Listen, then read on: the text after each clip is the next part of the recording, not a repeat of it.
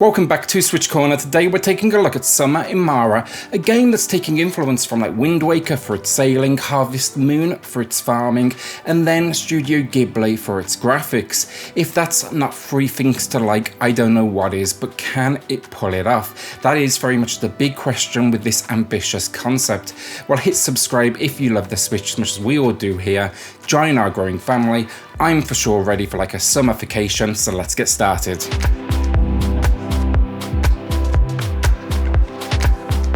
It's a story here then, and we will be joining a young girl by the name of Koa. Raised by your adoptive grandma, Yaya, she unfortunately passes away, and you are left at 11 years old to survive on your home island.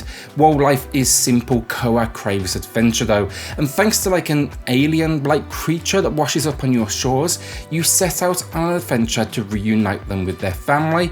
But this is just the very beginning. Expect to be unraveling the mystery of a door that's on your home island, interacting with locals, and even pushing back against the elite, an evil corporation that basically tries to exploit all the resources in Mara.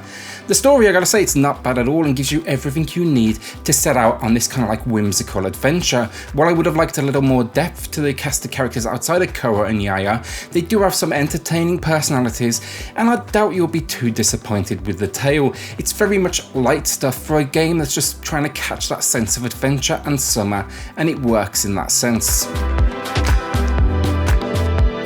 Alright, so gameplay, and I gotta say the pitch. Farming and quests is no doubt a great combination when you put it on paper. Throw in some like Wind Waker style sailing, and quite honestly, it was so simple as concepts go, but absolute genius. They probably should have been more specific though with the term quest. This is basically just one fetch quest after another. Here's the idea, basically talk to NPC, get our list of things to do, fetch it, bring it back, talk to them again, now they need something else, repeat, go insane. The fetch quests on their own too probably wouldn't have been so bad, but there's so many flaws here in their design. For example, let's say you want to craft something, let's say you're a couple of islands away from home, an NPC tells you they need something.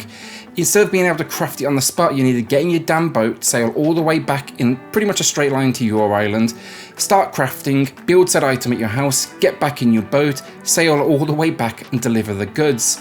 But now they need another item that you need to craft, so now you need to get back on the boat again and sail and repeat. It's an absolute nightmare. The most frustrating part of this game is you can see the absolute good in here. The world design is actually interesting, the sailing mechanics no doubt solid, the controls more than enough for what you need, but as I say, it's attached to this incredibly repetitive and flawed system. Try this one on for size. For example, you need to cook one of our friends on the main island a dish for dinner because he can't just go to a restaurant like anyone else. So perfect, you think. Look at the recipe in my inventory, find out the ingredients, take it back to my island, get to cooking. Common sense, right? That's probably the quickest path to success. Not in Summer in Mara, oh no. You can't look at the recipe until you're in the damn kitchen. So you need to sail your ass all the way back to your island, find out the ingredients, get back in your boat, and then get to finding it, and then bring it back to the island when you're ready. I was even taking photos on my phone at this point in case I forgot what I needed or I had to take a break from the game. My approach to Summer in Mara, I started buying every seed type I could in the hope occasionally I might already have the items in my inventory. When it comes to the farming then, it's very basic, a few plots of land that basically gradually open up to you as your tools progress, and then there's even a few areas on the island you can repair, like a bridge to your boat, a pigsty and so on. This farming mechanic though, it's good but provides very little depth. You can basically water crops to speed up the process, plant seeds, and that's really about it. Harvesting, it's a single button press. Outside of that though, really, you can't do anything wrong. It's literally here for two things. Feed Koa, who has a stamina and a food meter. If this goes empty, you pass out, wake back up at the boat. And then for quests, so let's say so-and-so needs item A, get back to your home and grow it. Developing the island as well, that was initially fun, but it became a process of plant seed, sleep for 4 days straight, collect food. This, for me, personally needed more freedom in its design, but also more purpose. You couldn't play this one as a dedicated farm life-like simulator. And I think that's really what they needed to go for. Think like, Rune Factory, where you can do what the hell you want. If you want to do quests, go to quests. But I know plenty of people who just focus on the farm side of life. The last piece of the game then, it's the island and some minor exploration moments. You'll spend basically 90% of your time jumping between 2 islands, and there's a few smaller ones littered around. And while I appreciate the designs at times, there's also a few problems that I'm going to quick fire through here. Look at this, dock your boat, can't get out of the water, can't jump in the water. So get back in the boat, try that jump again, this weird invisible wall.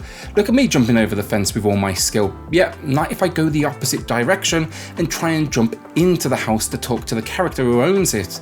What about this one? Went to the blacksmith's. Oh, she's disappeared because the day and night cycle means she's now closed. Now I'm locked in, and guess what? Invisible walls all over this location. I will say eventually I worked this one out. There's a boulder to escape from at the back, but why is it there's only a few select locations with these invisible walls? Because I'm fine with them, honestly. They're often a necessity for a game, but here it's the consistency that got to me. 90% of locations I could jump freely about, but then there was like this weird 10% which you couldn't. The last thing I want to touch on then, there's a few little like mini game moments, fishing and diving. Fishing, it's entertaining enough, it's like this quick little button press game, and yeah, it does everything it absolutely needs to. Diving, you basically swim down, collect oxygen bubbles and pick up the treasure at the bottom. Now I would say you'd swim back up to obviously escape the water, but there is no swim up function. You just kind of let go of everything and slowly float back up, and I feel like that very much reflects the design of the rest of the game. Look, I gotta say, I'm being pretty hard on this one because I quite honestly had really high expectations. And like, if fetch quests are your thing, then this is like your dream game at this point.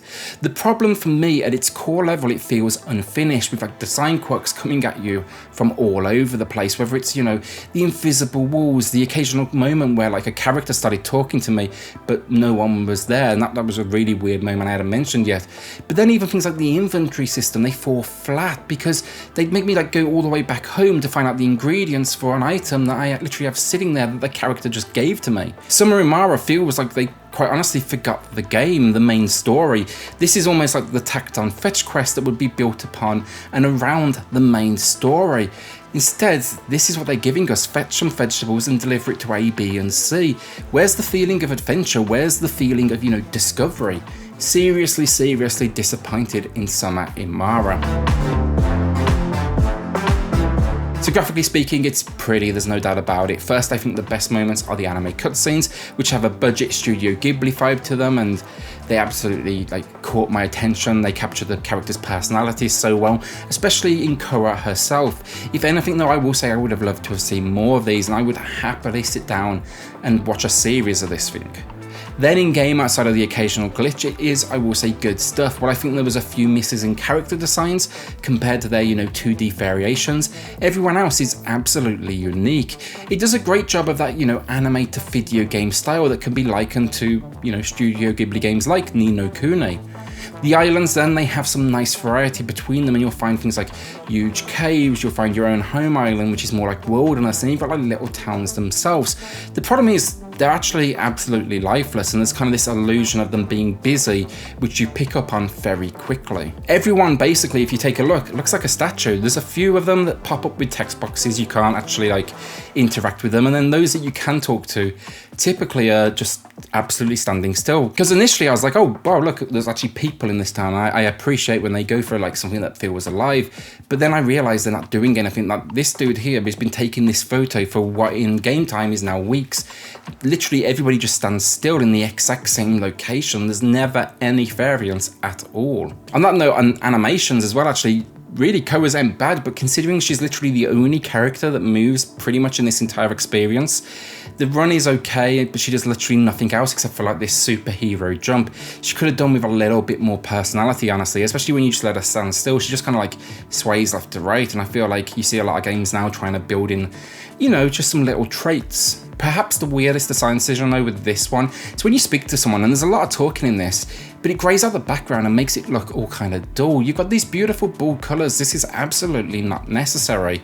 The last thing on graphics worth noting, I've got to say, at some of the busier locations as well with this one, the frame rate is going to seriously struggle, and you will feel it absolutely immediately. Look, overall graphically, it's not bad. I like the style. It's just a shame there's not more life put into it all. So audio then, and there's honestly not a lot to say. We get the occasional sound effect and some environmental work. So think like footsteps, jumps, you know, the occasional like wilderness sound, shall we say. Nothing out of the ordinary, basically. I think if they actually went for more on the environmental side though, they probably could have reinforced and given that illusion of busy locations. Where Summer in Mara absolutely stands out though, it's the stunning soundtrack. I really did like it. It very much matched the tonality and emotion of the experience. Just some great work in here, and every time the soundtrack did kick in, I was excited to hear what it had coming up for me. Overall, audio gets the basics right, but the music probably is the standout of the entire package. So the final verdict in Summer in Mara as an idea is a good one that falls down in execution. I mean, who doesn't want an adventure with Wind Waker sailing and some light farming? The problem, the adventure and fun, it's absent entirely. This feels like the tacked on experiences you see in most games that just pad out the runtime honestly, but would never be the core gameplay. What starts off as absolutely a unique premise though deteriorates nearly immediately as soon as you leave the tutorial. Visuals good, controls they work, music stunning, but the gameplay, the farming is lacking. The systems are often broken and force unnecessary travel. The quests just copy and paste over and over again, fetch this, fetch that. And then as I said, the occasional like mini game with diving and fishing moments, but they add very little. You'll see immediately this one has potential, but right now it feels best described as unfinished, and while the package has no doubt charm, there's nothing here that's going to keep you locked in. It's just all very shallow. Today I'm going to be awarding Summer in Mara a below average 4 out of 10. It's not a bad 3 or anything, and honestly, adding in a little variety could seriously turn this one around, well, nearly immediately. But for me, you very much need to be a hardcore fetch quest fan to get anything out of this one, and that sucks because this should have been an exciting summer adventure. Sadly though, the adventure piece, it's AWOL. I guess I'm just going to be sticking to waiting now for Windbound. Thanks for watching today. Hit subscribe if you love the Switch as much as we all do here. Join our growing family, and yeah, I'll see you all on the next video. Thanks everyone.